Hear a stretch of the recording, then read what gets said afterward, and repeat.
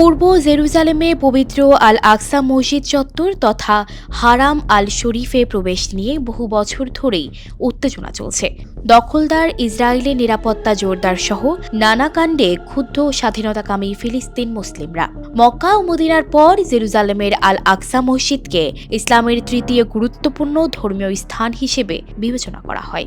প্রতি বছর ফিলিস্তিন ও পৃথিবীর বিভিন্ন দেশ থেকে হাজার হাজার মুসলিম আসেন এই মসজিদ প্রাঙ্গণে। মসজিদটি ফিলিস্তিনি প্রতিরোধের প্রতীক হিসেবেও দেখা হয়। গেল কয়েক বছর ধরে আল আকসা প্রাঙ্গণে ইসরায়েলি বাহিনী ও ফিলিস্তিনিদের মধ্যে সংঘর্ষ ও সহিংসতার ঘটনা ঘটছে। কিন্তু এই এলাকাটি এত স্পর্শকাতর কেন? বলা হয়, মক্কা ও মদিনার পর জেরুজালেমের আল আকসা মসজিদ ইসলামের তৃতীয় গুরুত্বপূর্ণ ধর্মীয় স্থান। আল আকসা চত্বরে রয়েছে বেশ কয়েকটি স্থাপনা, যার কোনোটি মুসলমানদের জন্য, কোনোটি ইহুদিদের জন্য, আবার কোনোটি খ্রিস্টানদের জন্য গুরুত্বপূর্ণ। আর সবগুলো স্থাপনার সঙ্গেই জড়িয়ে আছে তিনটি ধর্মের ইতিহাস।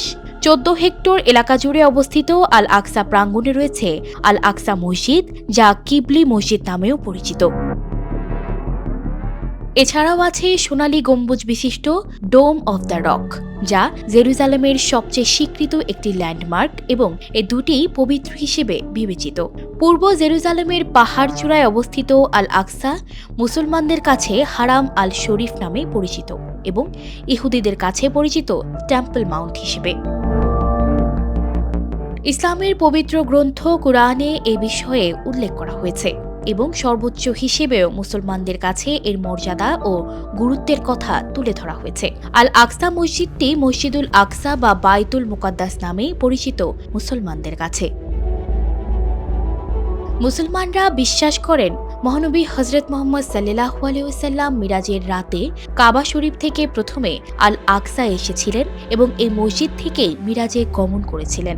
মিরাজে যাওয়ার আগে এখানে সব নবীদের নিয়ে ইমাম হিসেবে নামাজ আদায় করেন।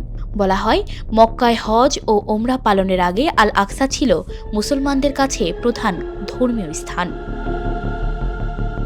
ইহুদিরা বিশ্বাস করে এখানেই ছিল তাদের প্রথম ও দ্বিতীয় পবিত্র উপাসনালয়। তারা মনে করে 3000 বছর আগে রাজা সুলেমান এখানে প্রথম উপাসনালয় নির্মাণ করেছিল, যেটি ধ্বংস করেছিল বেবিলনীয়রা।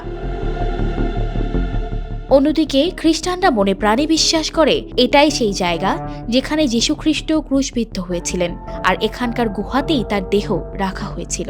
ইসরায়েল 1967 সালে জেরুজালেম ও পশ্চিম তীর দখল করে নেবার আগে এটি নিয়ন্ত্রণ করত জর্ডান। ধর্মপ্রাণ মুসল্লিরা কোনোভাবেই চায় না আল আকসা চত্বর এলাকায় কোনো খবরদারি করুক ইসরায়েল।